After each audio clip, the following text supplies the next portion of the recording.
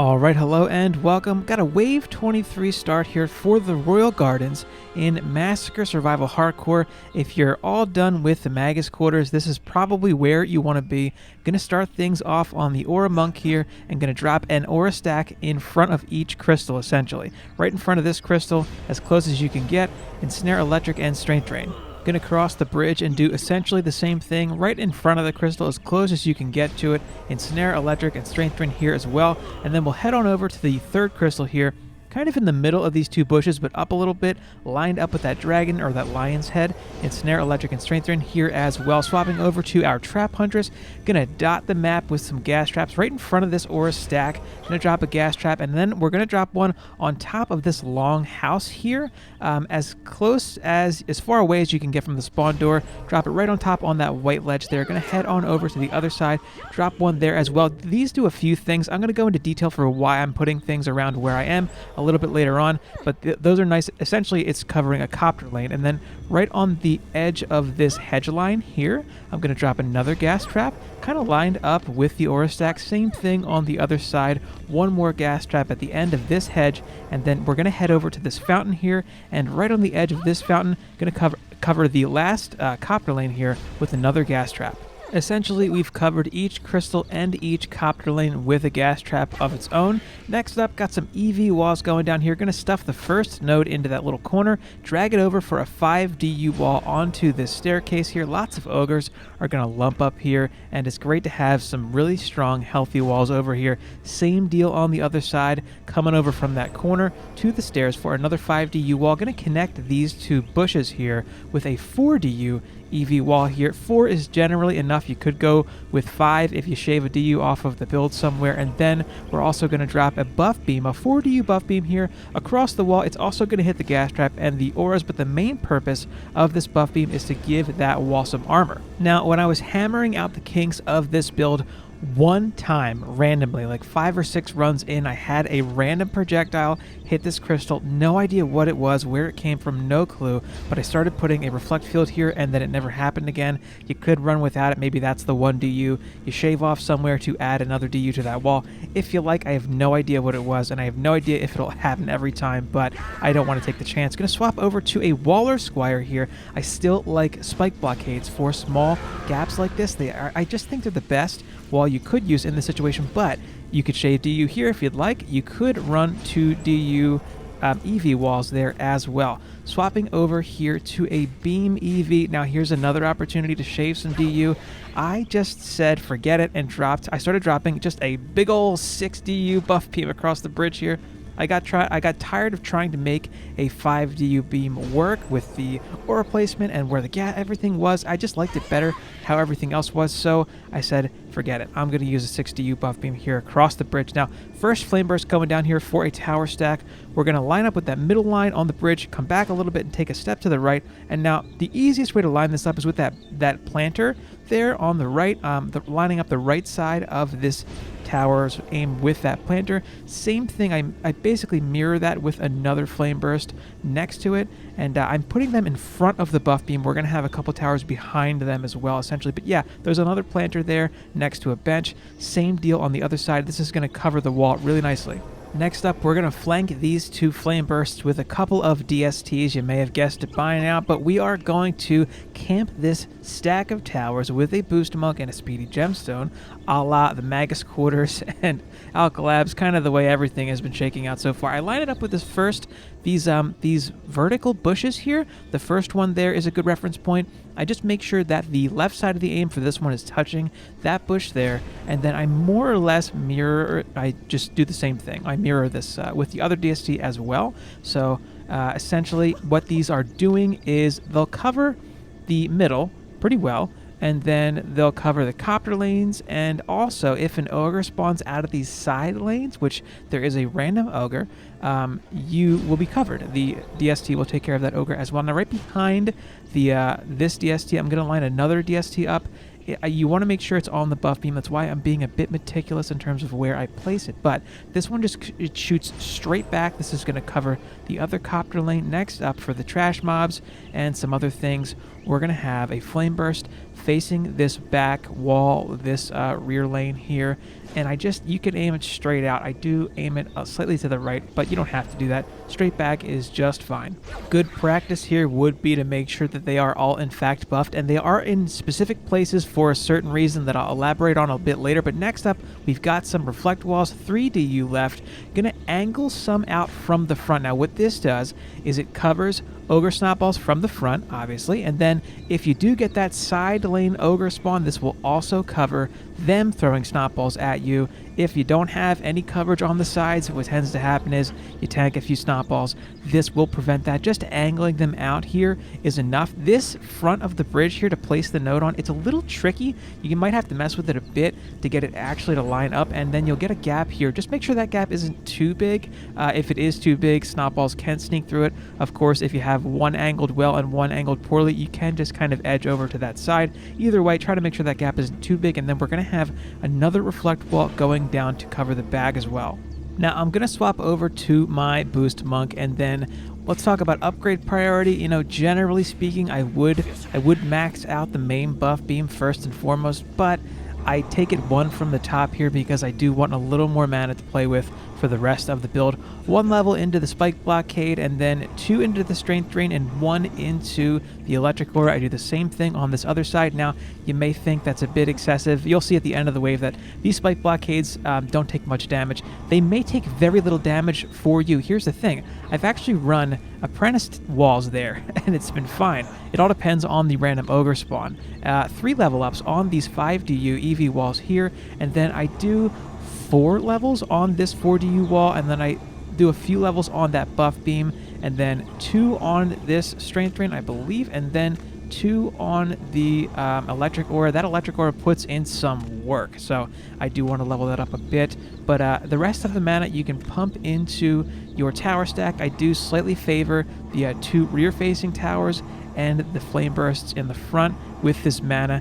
And I'm going to explain a little bit why I placed these towers specifically the way I did. I'm using a gemstone. Now the gemstone will buff 4 specific towers. Here I am resetting which towers it's buffing. I want to buff the line of 4 in front that I'm facing. I pan down here so you can see there's a bit of a wave and particle effect on the tower that's being buffed by the gemstone. It's hard to see, but it's kind of a white rippling circle. It's easier to see on the other side, coincidentally.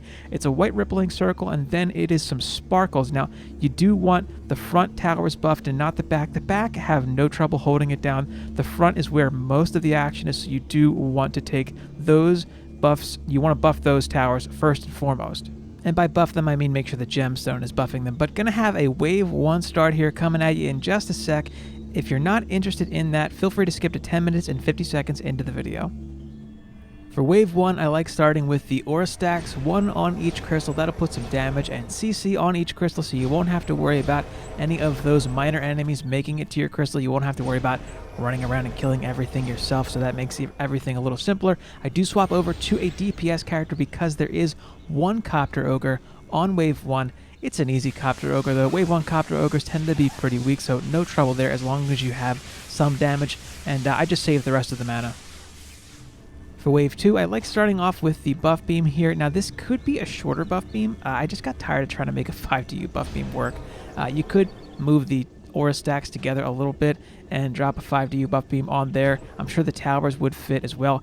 For wave 2, you'll also have plenty of mana to drop this tower stack down here, the full on tower stack, and then you could essentially play the rest of the waves out as a booster if you'd like.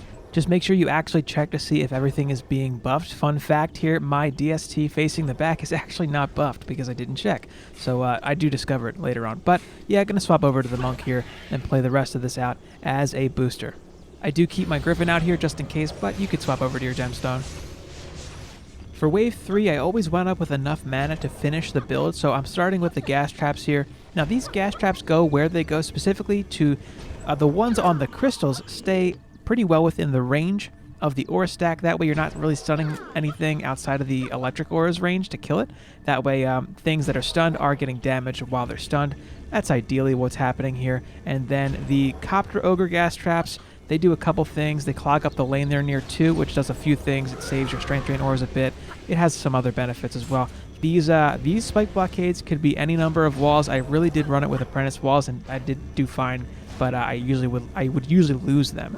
This could be a 5DU wall, and that would probably work out better if you have better Fortify. Full stat breakdown at the end, but if you have better Fortify than me on my EV waller, you maybe wouldn't need a 4DU buff beam there, and you could get away with a 5DU wall without the buff beam. Who knows? If you were going to trim DU from anywhere, I would say this reflect wall would be it. I only had that issue once, but yeah, I do like that buff beam on the wall. Armor on walls, that's so good. I like this a lot, having armor on walls with buff beams. But these 5DU walls, I did test some other things out. This just works best. Yeah, the reflect walls going down here. You could run one in the front and one in the back, but you will end up tanking some snot balls if that ogre does spawn from the side door. Something to keep in mind. For upgrade priority, I would say buff beams, strength drains, and walls are the top, but we're ready to go from here.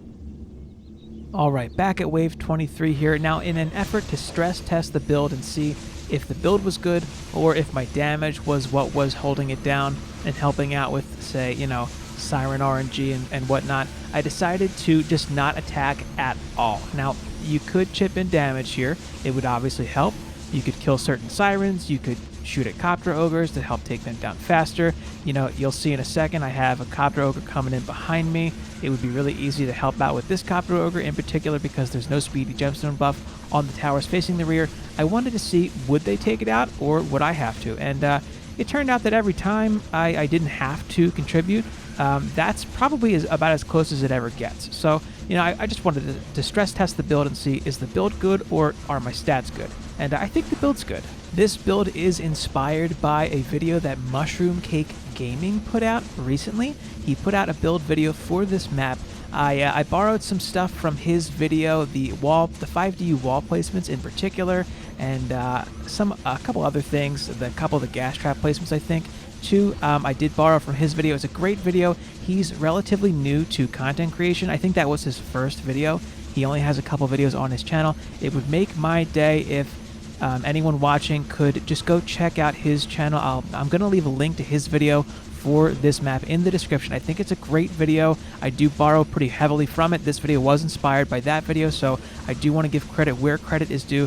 Go check him out. He seems to have a very sound knowledge of the game, and he's been a supporter of my channel for a while too, so I would love it if anyone watching could just go over and check out his video as well. Link to it in the description. And that is Mushroom Cake Gaming. That's the name of his channel. So in his video, he uses a DPS Huntress and kind of runs around and takes care of Copters himself, so that's the major difference between my build and his build. Mine is set up for a booster, but that is going to do it for wave 23. Didn't have to attack at all, just kept boosting with a speedy gemstone. That was enough, so I'm going to run around, collect the mana, and the upgrade priority is pretty much what I laid out for when I talked about it from the wave 1 setup, which is going to be buff beams, the walls. This wall you'll see gets kind of low, which is exactly why I like having a buff beam on it.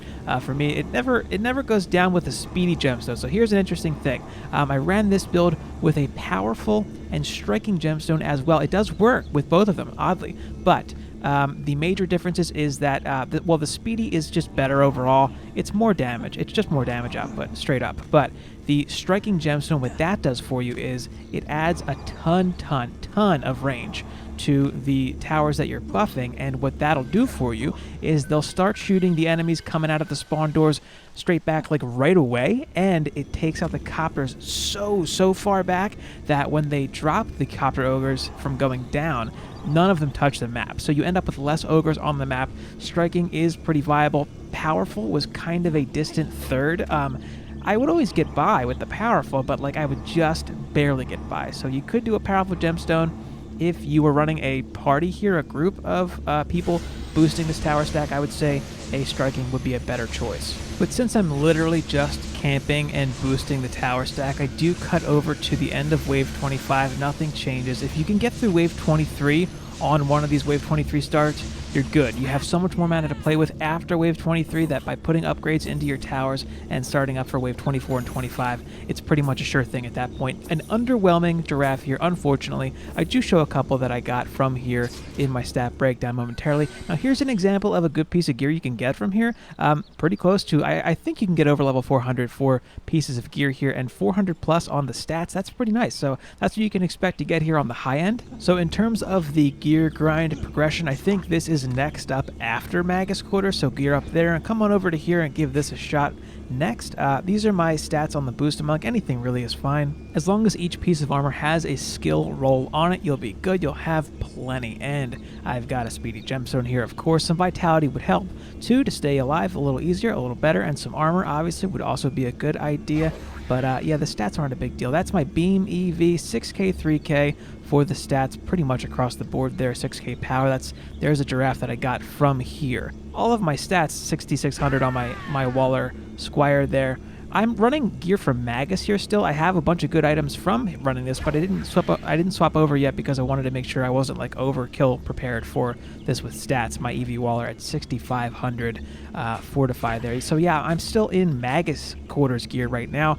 Looking forward to swapping over to the gear I've gotten from here, but I wanted to make sure I didn't kill this with stats and made sure the build was good.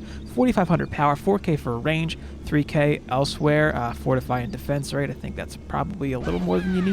3k for fortify, 4k for range. I don't think the rest matter really at all. For your trap hunters, just gas traps here, and then 6k, 3k for power defense rate, 2800 range here, and for also fortify 2800. Not that it matters, but yeah, I kind of OCD'd it with the stats there. Another giraffe. That one's actually from Asia Mine, so you know you can still get some good giraffes from Act 1. Just putting that out there. But yeah, that'll do it for this video. Thanks so much for watching. Any questions, as always, feel free to drop them in the comments or slide into my Discord server. If you want to play or hang out and chat a little bit, feel free to join me there as well. But yeah, that's going to do it for this one. Thank you so much for watching.